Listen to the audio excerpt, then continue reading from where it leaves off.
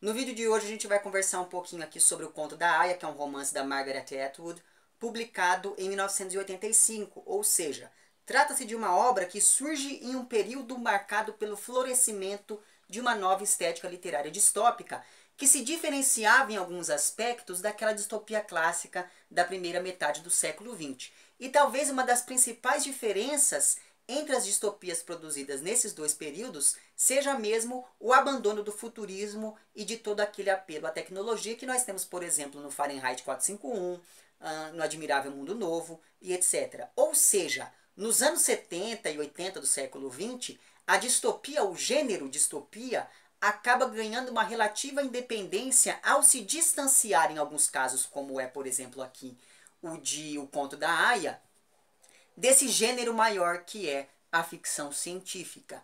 Apesar disso, em ambos os casos, em ambos os gêneros, nós continuamos falando de narrativas que, ao tratarem de um futuro indeterminado ou não, no caso lá de 1984, estabelecem algum tipo de reflexão política e social sobre o presente.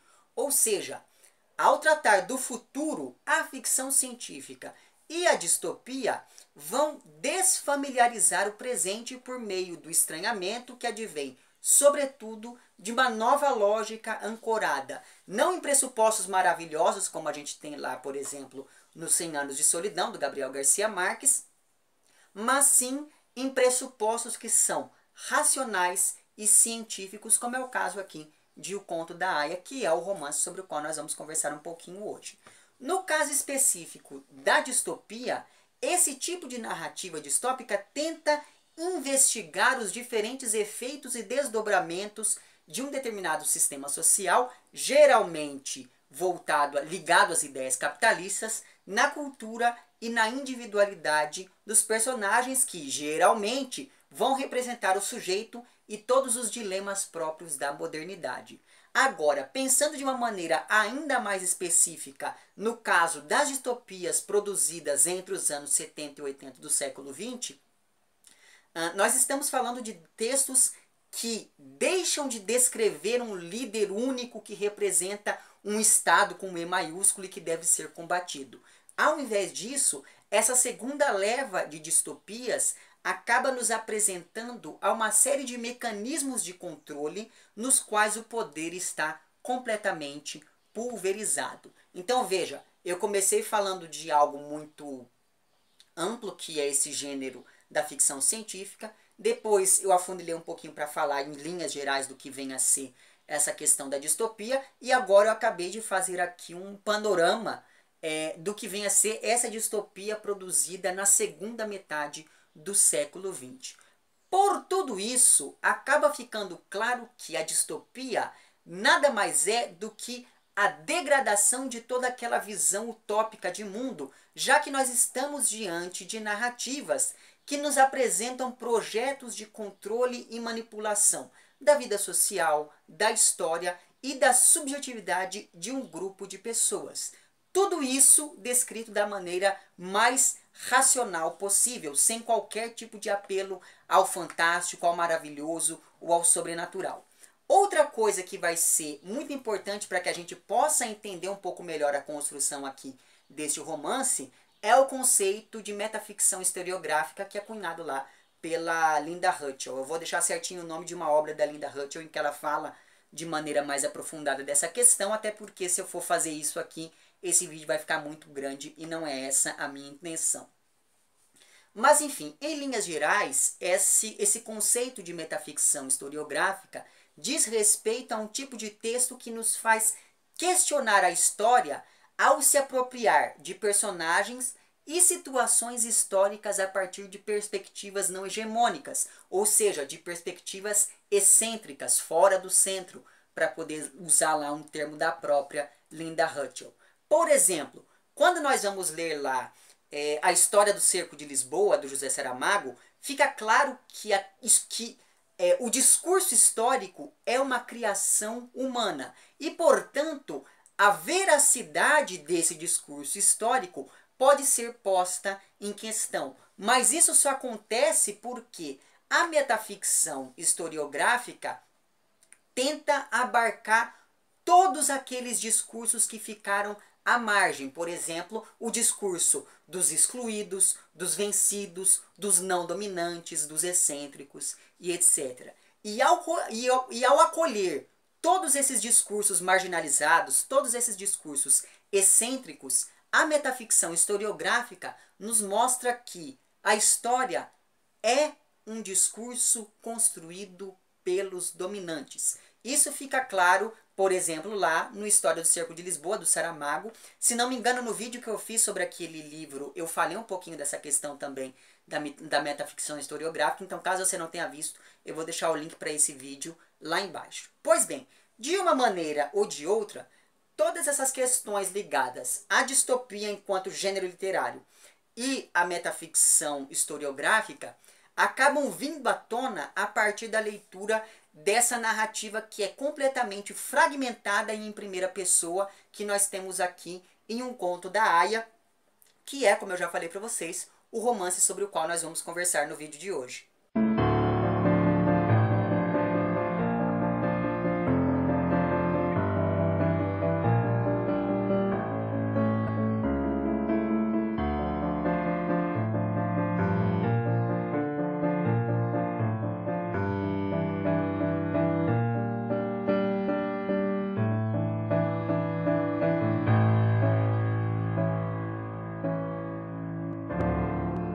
Olá pessoas, no vídeo de hoje vamos conversar um pouquinho sobre O Conto da Aia, que é um romance publicado em 1985 pela Margaret Atwood e que ganhou uma série de prêmios importantes quando de sua primeira publicação, mas só voltou a ser o centro das atenções há 1 ou 2 anos depois que virou uma série muito boa, inclusive.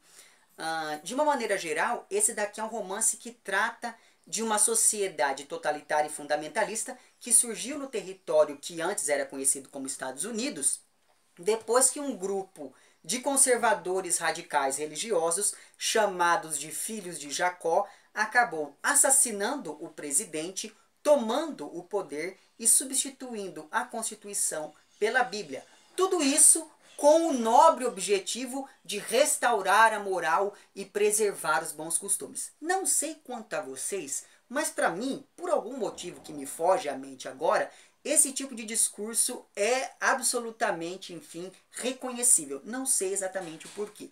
Mas, curiosamente, esse grupo auto-intitulado Filhos de Jacó teve um vasto apoio popular, já que ele construiu toda uma narrativa culpando alguns grupos e alguns setores específicos da sociedade por todas as desgraças que estavam acontecendo naquele momento histórico. Porque no período anterior a esse regime ser instalado, todas as práticas destrutivas próprias de uma sociedade pautada por um capitalismo avançado, como é o caso da sociedade norte-americana, como, por exemplo, o excesso de consumo que afeta diretamente o ecossistema daquele lugar, mas, enfim, todas essas práticas destrutivas acabaram levando a uma crise ambiental muito grave. E a principal consequência dessa crise foi a diminuição da taxa da natalidade, já que a maioria das pessoas se tornou estéril, ou quando finalmente um bebê nascia, driblando todos os abortos espontâneos que aconteciam naquele momento, quando um bebê nascia, ou ele era ali um natimorto, ou então ele tinha algum tipo de deformidade, enfim. Só que aí, é claro que esse grupo dos filhos de Jacó, que tomou ali o poder, não iria dizer que a culpa por toda aquela barbaridade, por toda essa desgraça, foi do próprio sistema, já que seria muito mais fácil para esse grupo culpar, por exemplo, o movimento feminista que vinha ganhando cada vez mais poder e que reivindicava coisas como, por exemplo, a legalização do aborto, o uso de contraceptivos, a igualdade de direitos, a liberdade sexual para mulheres e etc. Não bastasse tudo isso, nessa mesma época anterior ao regime, houve uma epidemia de sífilis e de AIDS. E como um grande número de jovens acabou morrendo depois dessa epidemia ou dessas epidemias, é claro que a taxa de natalidade iria cair mesmo. Evidentemente que tudo isso foi um prato cheio para que esses conservadores que tomaram o poder dissessem que a culpa por toda essa infertilidade era da promiscuidade das pessoas ou então dessas feministas desgraçadas que desperdiçavam o dom de gerar a vida ao reivindicar todas aquelas coisas, porque a gente sabe muito bem que uma mulher foi feita para ficar em casa e quem deve trabalhar é o marido, não é verdade? Enfim, eu só vou lembrar para vocês que esse daqui é um romance publicado em 1985. Enfim, e é claro, nós estamos diante, aqui no romance, de uma população desesperançada com o rumo que as coisas estavam tomando. E sem os devidos cuidados vindo ali do Estado. E justamente por conta disso, essa população desesperada acaba se apegando demais à religiosidade, o que ajudou e muito esse grupo dos filhos de Jacó a ganhar cada vez mais força, apesar de ser óbvio que essas pessoas não tinham ali muito tino político para poder, enfim, ter relações diplomáticas e esse tipo de coisa.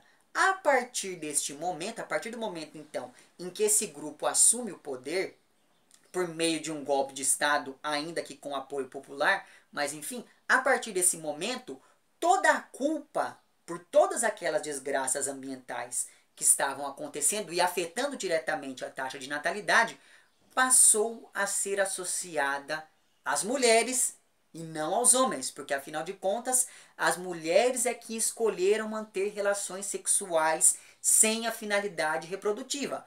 Portanto, as mulheres passam aqui nesse universo a ser um bode expiatório criado pelo próprio sistema para poder justificar todas as atrocidades que começariam a acontecer. E perceba que esse é um recurso brilhante quando a gente pensa em termos estratégicos, não é verdade?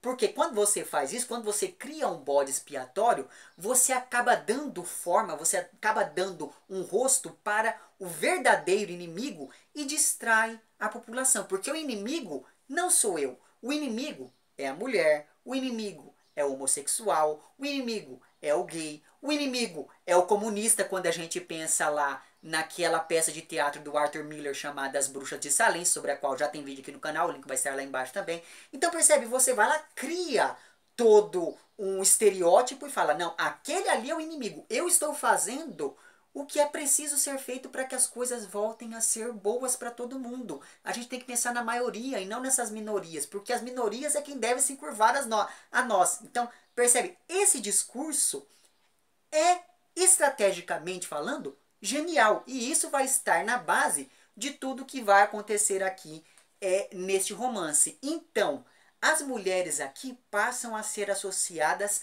ao mal. Elas tornam o mal algo tangível, algo palpável. E é justamente por conta disso que elas devem ser ali reprimidas, que elas devem ser, enfim, que elas devem perder todas as suas liberdades e etc. Do momento, então, em que esse grupo de fundamentalistas conservadores toma o poder, a partir desse momento, a população feminina se divide em, acho que, 6 categorias, e cada uma dessas categorias ocupa um lugar muito específico nesse sistema social. Então, cada categoria tem as suas diferentes atribuições, cada categoria tem os seus diferentes status sociais, cada categoria tem até mesmo as roupas certas, nas cores certas para serem usadas, enfim. Então talvez a categoria de mulheres, que seja a mais prestigiada de todo esse sistema aqui, seja lá a categoria das esposas, que são as mulheres casadas com pessoas ali importantes do governo, só que infelizmente essas mulheres são estéreis.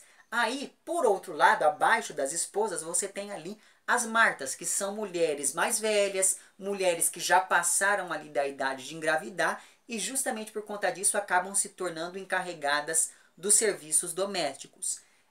O terceiro grupo, pensando nessa hierarquia aqui, talvez seja o grupo das aias. E as aias elas têm que andar com uma touca branca que tapa a visão, que parece aquele negócio que a gente coloca em cavalo para que ele olhe só para frente, sabe? Ou seja, com isso você restringe a comunicação das mulheres desse terceiro grupo, que é o grupo das aias, e para além dessa touca, elas usam também um vestido vermelho que tem toda aquela coisa da menstruação, da fertilidade, enfim. Pois bem, As aias, por serem mulheres férteis, são, primeiro, separadas de suas famílias originais. Segundo, elas perdem a sua identidade original, elas perdem inclusive o seu próprio nome. Terceiro, elas começam a passar ali por todo um treinamento para que elas possam se inserir da melhor maneira possível nesse novo sistema. Quarto, elas se tornam propriedade de alguns homens ali, membros desse governo. E por fim, essas aias são vistas como objetos que guardam a criança por 9 meses. Elas são úteros com pernas. Isso aqui é descrito em vários momentos, elas são descritas deste modo. Só que, apesar delas serem a peça fundamental para toda essa ideia da reprodução humana e etc e tal, as aias são as figuras mais inferiorizadas de todo esse sistema social. As aias são o excêntrico, para retomar aquilo que eu falei no início desse vídeo sobre a poética da pós-modernidade, a metaficção historiográfica lá da Linda Hutchell, enfim. Pois bem, então você tem as esposas, as martas, as aias, aí você tem as econoesposas, que são destinadas aos pobres e justamente por conta disso elas acumulam a função de esposa, marta e aia, porque geralmente elas são férteis. Além desses 4 grupos, você tem também ali as tias, que são figuras quase religiosas, que são encarregadas ali de treinar as aias para que elas desempenhem bem e submissas o seu papel de útero. E por fim você tem a categoria das não mulheres, que é formada por todas aquelas pessoas que por um motivo ou por outro não se inseriram nas categorias anteriores. Mas, independente da categoria a que pertencem, todas essas mulheres representadas nessa sociedade aqui criada pela autora são destituídas de seus direitos civis mais elementares e são vistas como um instrumento de reprodução. Então essas mulheres elas não podem ler, elas não podem escrever, elas não podem trabalhar, elas não têm direito a ter o próprio dinheiro, a ter propriedade privada, enfim. Ou seja, a vida das mulheres passa a se circunscrever ao espaço doméstico, enquanto os homens podem ter toda uma vida pública, enfim. E é justamente por conta disso que as mulheres não podem mais trabalhar, porque sem trabalho, essas mulheres acabam interiorizando essa ideia de que elas são inferiores, porque elas são sustentadas pelos homens, porque elas são dependentes, economicamente falando, desses homens. No caso específico das aias representadas aqui no romance, a coisa é um pouco pior, porque elas têm que periodicamente ser estupradas por esses seus donos. Só que esse estupro, evidentemente, é algo institucionalizado e tem uma finalidade apenas reprodutiva, já que o prazer sexual é proibido nessa altura do campeonato.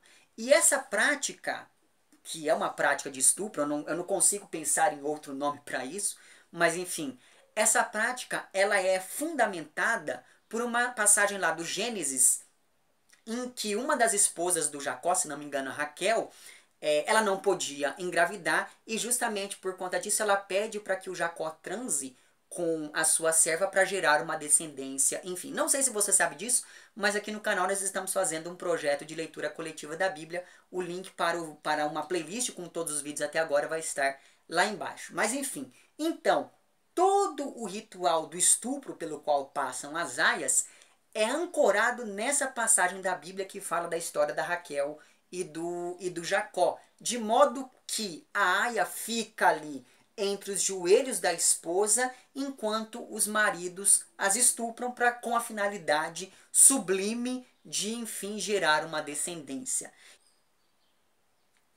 E como as aias são vistas apenas como instrumentos de reprodução, elas não precisam mais de nome, elas são destituídas do próprio passado, da própria história e da própria identidade.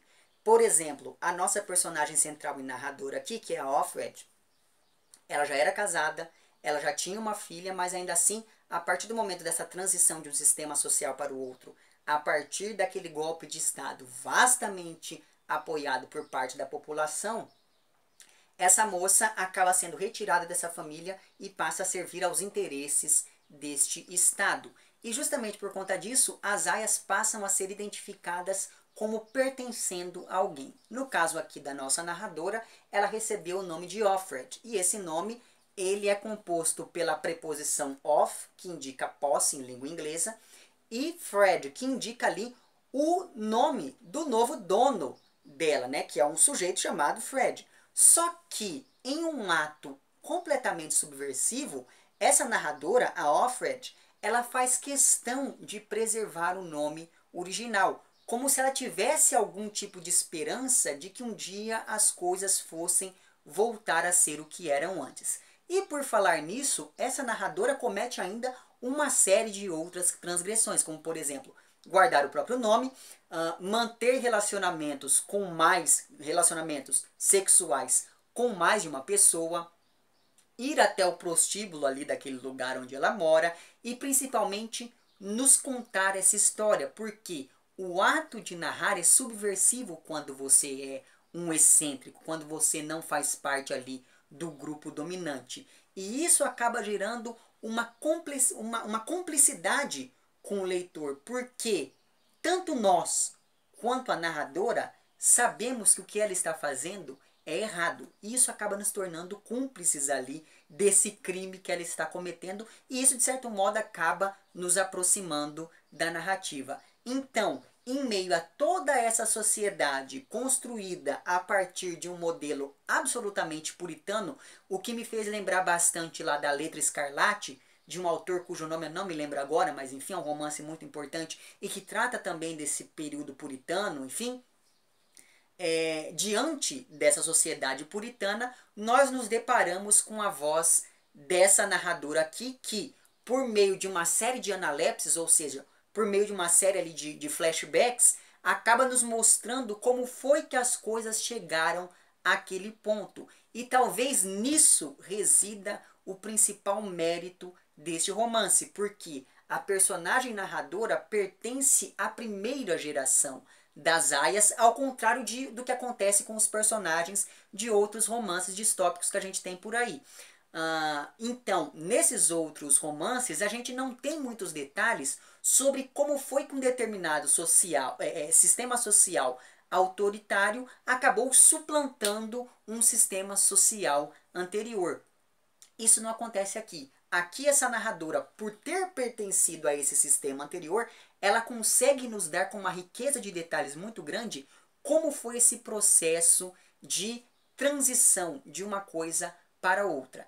Isso acaba tendo uma série de consequências, digamos, no mínimo interessantes quando a gente pensa na narrativa em si. Primeiramente, pensando em como que isso acaba interferindo na nossa leitura, é muito interessante saber como foi esse processo de transformação de uma sociedade libertária em algo tão conservador e fundamentalista. Isso acaba acendendo na nossa cabeça um sinal de alerta, de modo que a gente fica tentando identificar na nossa realidade sinais que nos mostrem que nós estamos ali nos encaminhando para a mesma direção dessa sociedade aqui, narrada por essa personagem narradora.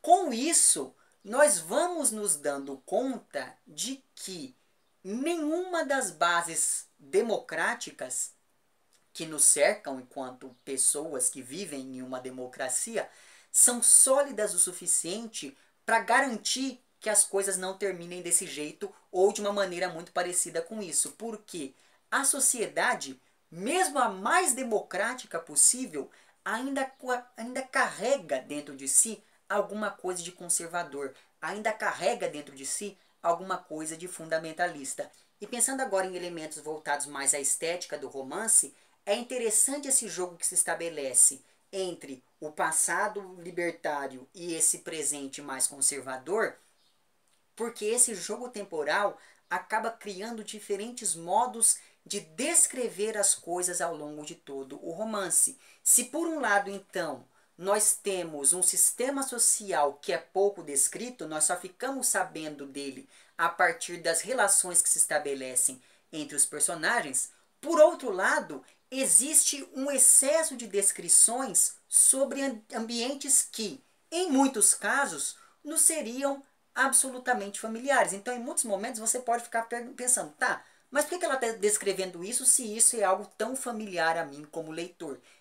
essa questão acaba gerando um estranhamento a partir do que é banal, ao mesmo tempo em que naturaliza algo que nos é estranho, no caso, todo esse sistema social que nos é descrito aqui, ou pelo menos que nos é apresentado aqui. Então, como essa narradora não pode sair dessa sociedade, como ela não pode sair desse sistema, ela acaba, em partes, naturalizando ele, ao mesmo tempo em que mostra ao leitor que existe alguma coisa errada em tudo isso, ainda que tudo esteja em uma ordem aparente, tudo esteja seguindo um plano, só que ninguém sabe muito bem aonde esse plano vai chegar. Nesse sentido, então, se a narradora não descrevesse tanto algumas coisas, o romance seria inverossímil dada a sua proposta, que é justamente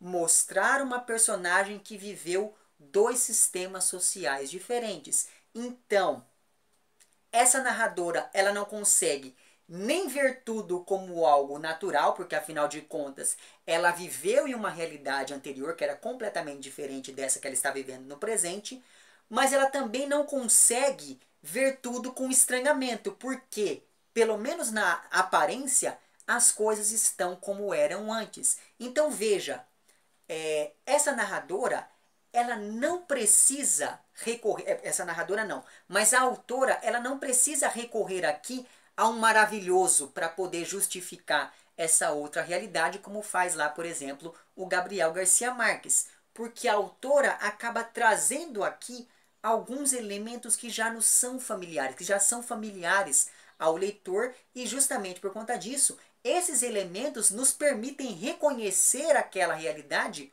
como algo muito próxima da nossa. A gente não tem um choque muito grande ao perceber como que aquela sociedade se organiza, enfim. O que nos choca mesmo é a naturalidade como as pessoas se relacionam e principalmente o resultado das relações entre essas pessoas, sobretudo quando a gente pensa nas figuras femininas que vão enfim, habitar aqui essa sociedade. Vendo por essa perspectiva, o romance é mesmo assim genial, ainda que ele tenha lá as suas várias falhas, como é o caso, por exemplo, de um ritmo lento que faz com que esse romance não seja tudo isso que as pessoas tenham falado. Enfim, não sei se é porque eu fui com muita sede ao pote, mas quando eu cheguei aqui ao fim do romance, falei, tá, é um romance muito bom por conta dessas questões mais estruturais, mas a narrativa dele em si não é tão interessante, ainda que eu reconheço que ela seja importante, sobretudo nesse momento que nós estamos vivendo hoje em dia, não é verdade?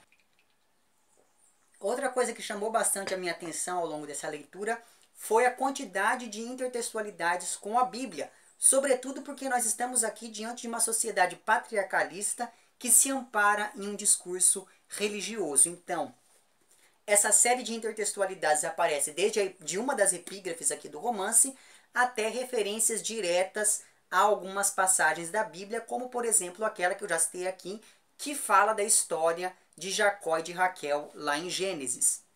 Mas essa questão da intertextualidade com a Bíblia também aparece quando a gente pensa, por exemplo, na estrutura fragmentada do romance, ou mesmo no fato de haver aqui 7 capítulos chamado Noite, o que lembra lá as 7 noites da criação, aquela coisa toda, e daí a gente pensa em um paralelo e percebe que aqui nós também estamos acompanhando a criação de todo um novo mundo, de toda uma nova realidade, não é mesmo? Para além disso, de uma maneira um pouco mais, digamos, aprofundada, a gente observa o nome dessa nova sociedade aqui, que em português seria algo como Gileade ou algo do tipo, que faz referência ao tal do Monte da Testemunha que aparece lá no Antigo Testamento, e também a toda aquela ideia do bálsamo de Gileade, que era um líquido que tinha ali faculdades de cura ou algo do tipo. Nesse sentido, assim como existe o bálsamo de Gileade lá na Bíblia, aqui nós estamos diante de uma sociedade que vai tentar curar as pessoas de todos aqueles males que elas tinham antes, como por exemplo a promiscuidade e o feminismo no caso das mulheres. Então, essa intertextualidade com a Bíblia aparece também no nome dessa sociedade e no nome do prostíbulo aqui tem um determinado momento da narrativa em que a Offred acaba indo parar nesse lugar e o nome desse prostíbulo é Casa de Jezebel. E daí nós estamos falando de uma referência direta àquela personagem do livro de Reis, eu não me lembro mais se está no Reis 1 ou no Reis 2, acho que é no 1, mas enfim, porque lá existe uma mulher chamada Jezebel que foi condenada por idolatrar outros deuses que não Jeová. E daí, no Novo Testamento, essa mesma personagem, a Jezebel, é referida como sendo ali uma figura que desvia as pessoas do caminho correto. E o fato de existir aqui esse prostíbulo acaba nos mostrando que todo aquele discurso puritano, todo aquele discurso conservador é uma grande balela, porque afinal de contas os homens continuam tendo ali os seus apetites sexuais e onde é que eles vão para poder, enfim, resolver esses seus apetites, dar cabo desses seus apetites, lá na tal da casa da Jezebel, se desviando do caminho correto, tal qual os personagens lá da Bíblia. Então veja que de uma maneira ou de outra, existem uma série de referências aqui a esse texto bíblico e isso me chamou bastante atenção, sobretudo quando a gente pensa na proposta social que está aqui embasando toda essa narrativa. Tudo isso, evidentemente, diz respeito a toda uma construção de uma narrativa que é distópica. Mas lembra lá que no começo desse vídeo eu falei que seria interessante também que a gente pensasse um pouco sobre o conceito de metaficção historiográfica para poder chegar finalmente ao romance. Isso porque, depois do final aberto que nós temos aqui, né, no último capítulo, isso foi uma coisa que me deixou muito puto, mas enfim, depois desse final aberto, existe um epílogo chamado Notas Históricas ou algo do tipo. Deixa eu ver, exatamente, o nome do epílogo é Notas Históricas. E uma coisa interessante sobre esse epílogo é que nele nós temos a transcrição de uma palestra que tem como objetivo estudar a narrativa contada pela Offred nos capítulos anteriores aqui do romance. E em um livro que teve o tempo todo uma voz feminina nos guiando ali por essa sociedade, neste último momento desse epílogo, nós nos deparamos com a voz de um homem, professor universitário, que vai validar a veracidade do discurso da Offred. Ou seja, nós temos aqui um homem que está pondo em xeque alguns pontos da narrativa e confirmando outros. E essa narrativa parte de uma voz feminina. Como se o depoimento de uma mulher não fosse tão confiável quanto o depoimento de um homem. Daí a gente lembra de toda aquela história do João de Deus, que 500 pessoas já denunciaram aquele homem, e até agora tá falando, ah não, mas tem que ver isso aí direito, porque não é bem assim, elas podem estar apenas fazendo alarme, não sei o que, blá blá blá. Pois é, eu acho que a realidade confirma muito bem isso que a Margaret Atwood está nos mostrando com esse epílogo do romance, não é verdade? Mas enfim, tanto é assim que este professor universitário aqui já começa o seu discurso dizendo que aquela narrativa da Offred nem poderia ser considerada um discurso histórico porque não existiam evidências o suficiente de sua veracidade. Ou seja, esse epílogo verifica e confirma a autenticidade de um discurso histórico que é, enfim, a base da narrativa anterior. E aqui nós temos a questão da metaficção historiográfica. Nesse sentido, então, a partir do momento em que a autora vai e coloca para a gente este epílogo, ela começa a questionar toda a narrativa anterior, ao mesmo tempo em que dá a essa narrativa anterior um valor histórico, porque agora a Offred não é mais uma aia qualquer de um livro qualquer, ela é um personagem histórico importante que no presente aqui deste professor universitário é estudado em palestras, em simpósios e etc. Então, ao longo de todo o romance, nós estamos diante de uma ficção que se comporta como uma ficção. Só que, a partir do momento em que nós nos deparamos com esse epílogo, essa ficção se mescla com a história e passa a ser um testemunho de uma figura excêntrica. E, como se não bastasse tudo isso, uma coisa muito interessante é que nesse trecho, nesse epílogo, nós ficamos sabendo que pode ter acontecido algum tipo de manipulação nessa narrativa da Offred. E daí você vai ter que ler o livro para saber exatamente como que isso acontece, mas enfim, ou pode ter acontecido. Mas enfim, então, quando nós sabemos como foi que essa narrativa sobreviveu ao longo do tempo, né? Sobreviveu e chegou até esse futuro distante, e quando nós sabemos que um grupo de homens trabalhou na restauração dessa narrativa da Offred, nós ficamos em dúvida. Aí a gente começa a se perguntar, será que nada foi manipulado? Será que nada foi modificado? Será que nada foi suprimido ali desse discurso da Offred para poder parecer que ela tá louca ou coisa do tipo? Enfim, então veja que esse recurso narrativo utilizado aqui pela autora nesse epílogo me chamou muita atenção e me parece que nele reside a grande questão historiográfica de todo o romance. Então, se esse professor universitário questiona a veracidade do relato da Offred, nós passamos a questionar a autoria dessa voz narrativa feminina que veio nos guiando ao longo de todo o romance. Enfim, o meu propósito com esse vídeo, como você deve saber, não é contar a historinha para ninguém, né? Tanto que eu não falei quase detalhe nenhum da narrativa. Eu dei uma visão panorâmica de como funciona essa sociedade aqui, mas eu não falei de nada que acontece, não é verdade? Como a Offred, por exemplo. Isso porque eu acho que é muito mais interessante você ler por conta própria. O que eu tentei fazer aqui foi justamente salientar alguns pontos que podem, enfim, contribuir para a sua leitura. Espero que eu tenha conseguido fazer isso. Como eu falei para vocês já, não é um livro excepcional, magnífico, grandioso, como as pessoas estão dizendo.